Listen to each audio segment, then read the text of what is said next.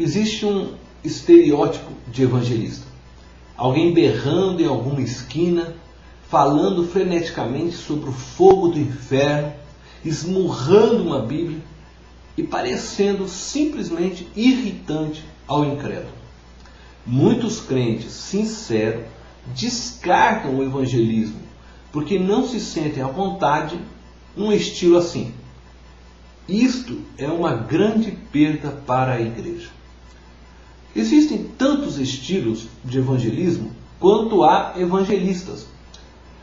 Para um mundo tão variado como o nosso, com diferentes culturas, personalidades, posições sociais, escolaridades, Deus preparou também um exército de evangelistas com diferentes estilos. Não temos de nos transformar em algo que não somos a fim de sermos evangelistas. Precisamos sim de poder, de unção, santidade e dependência de Deus. Mas podemos fazer tudo isso sendo nós mesmos. Eu vou apresentar alguns métodos de evangelismo.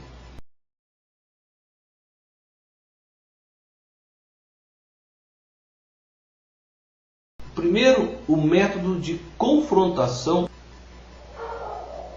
Acredito que esse é o estilo de evangelismo que Pedro exercia. Na sua primeira pregação, ele confrontou os judeus, dizendo que foram eles que crucificaram o Senhor Jesus. Em Atos capítulo 2, do verso 36 ao 38, nós lemos: esteja absolutamente certa, pois toda a casa de Israel, de que a este Jesus, que vós crucificastes, Deus o fez Senhor e Cristo. E ouvindo eles estas coisas, compungiu-se-lhes o coração e perguntaram a Pedro e aos demais apóstolos: que faremos, irmãos? Respondeu-lhes Pedro: arrependei-vos, e cada um de vós seja batizado em nome de Jesus Cristo para a remissão dos vossos pecados, e receberei o dom do Espírito Santo. Pedro era um homem de ação. Era sempre o primeiro a falar, se mover, agir. Foi ele quem andou sobre as águas, foi ele que decepou a orelha de um sujeito no Getsêmani. Ele era uma pessoa impetuosa e por isso ele evangelizava confrontando as pessoas à verdade.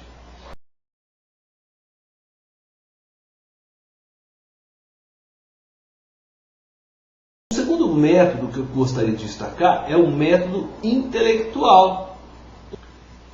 Penso que esse era o estilo normalmente usado pelo apóstolo Paulo.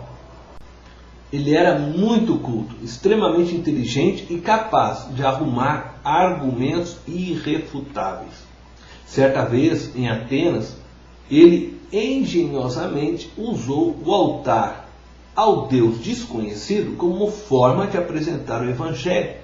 Em Atos, capítulo 17, no verso 23, diz assim: porque, passando e observando os objetos do vosso culto, encontrei também um altar, no qual está escrito: ao Deus desconhecido. Pois esse que adorais sem conhecer é precisamente aquele que eu vos anuncio. Algumas pessoas elas precisam de uma apresentação do Evangelho mais persuasivas e acadêmicas. Elas não se deixam ser confrontadas sem que tenha uma boa base lógica e racional por trás. O apóstolo Paulo ele era capaz de gastar bom tempo ensinando seus discípulos a fim de que eles ficassem bem fundamentados no conhecimento da palavra e do Evangelho de Jesus Cristo.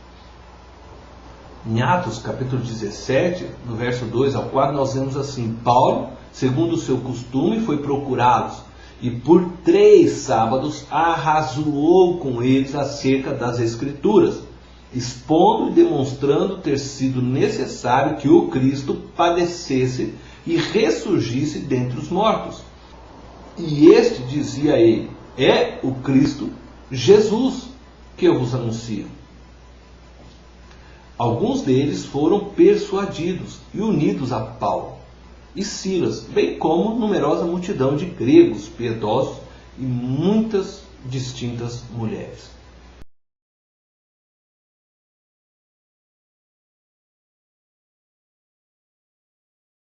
Um terceiro método que eu gostaria de destacar é o do testemunho.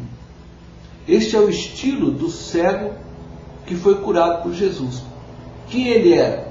Eu não sei. Só sei que eu era cego e agora vejo, conforme descreve João capítulo 9, verso 25. Esse tipo de evangelista não confronta e nem apresenta respostas inteligentes. Ele apenas conta a história daquilo que Deus fez em sua vida. Seria bom se cada crente escrevesse o seu testemunho para se familiarizar com ele, de forma a apresentá-lo com clareza e objetividade.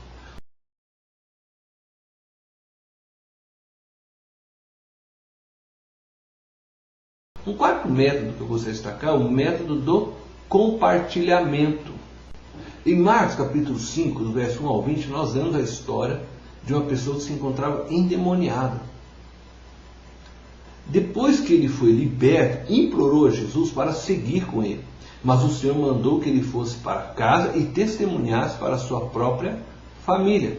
Em Marcos capítulo 5, 18 e 19 diz assim: Ao entrar Jesus no barco, suplicava-lhe o que for endemoniado, que o deixasse estar com ele.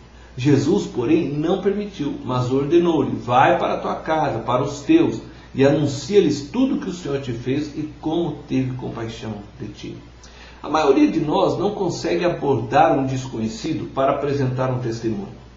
Mas podemos alvejar os nossos parentes com oração e jejum, e depois apresentar-lhes como o amor de Deus transformou as nossas vidas.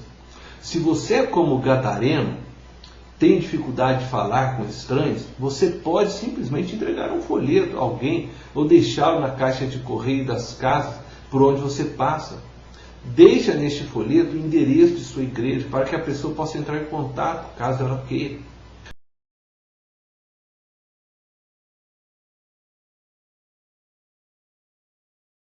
O quinto método que eu gostaria de destacar é o método interpessoal. Esse era o método de Mateus, que era coletor de impostos e que possuía inúmeros amigos. E ele certamente era um homem muito próspero. Depois de aceitar o convite para ser discípulo de Jesus, ele resolveu fazer todo o possível para atrair seus amigos. E assim nós vemos em Lucas capítulo 5, 29, que ele organizou uma grande festa para todos os seus colegas coletores de impostos, para colocá-los em contato com Jesus. Mateus não os confrontou nem os desafiou intelectualmente, ele apenas desenvolveu a amizade entre eles e convidou-os para ir à sua casa. Ele queria influenciá-los.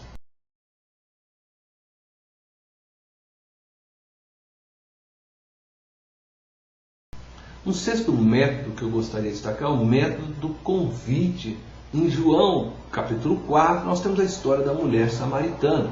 Depois de encontrar o Senhor, ela foi até a cidade e convidou as pessoas para virem também a conhecer o Senhor. A samaritana foi uma evangelista que levou o convite. João 4, 28 e 30 diz assim: Enquanto a mulher deixou o seu cântaro, foi à cidade e disse àqueles homens: Vinde comigo e vede um homem que me disse tudo quanto tenho feito. Será este, porventura, o Cristo? Saíram, pois, da cidade e vieram ter com ele. Muitos não são confrontativos, nem intelectuais, também não possuem um testemunho dramático para contar, não são persuasivos, mas podem convidar pessoas para ouvirem aqueles que conhecem o Evangelho. Podem convidar as pessoas para irem ao culto de suas igrejas.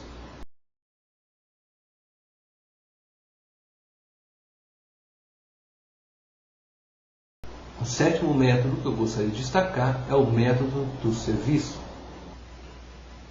Em Atos capítulo 9, nós temos a história de Dorcas, que era uma evangelista de serviço. Os seus atos de bondade eram conhecidos por todos. Ela costurava roupas para os pobres e distribuía em nome de Jesus. É provável que ela nunca tenha pregado um sermão como Paulo ou Pedro.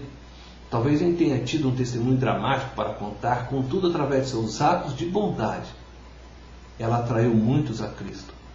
Havia em Jope, diz o texto de Atos 9, uma discípula por nome Tabita, nome este que, traduzido, quer dizer Dorcas. Era ela notável pelas boas obras e esmolas que fazia.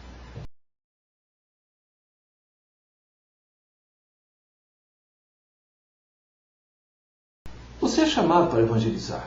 Entretanto, você tem características particulares e que levarão você a cumprir esta ordenança de forma peculiar.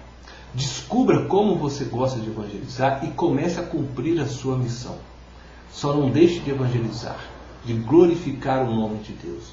Vidas caminham todos os dias para o inferno. Você pode fazer a diferença para elas. Deus te abençoe.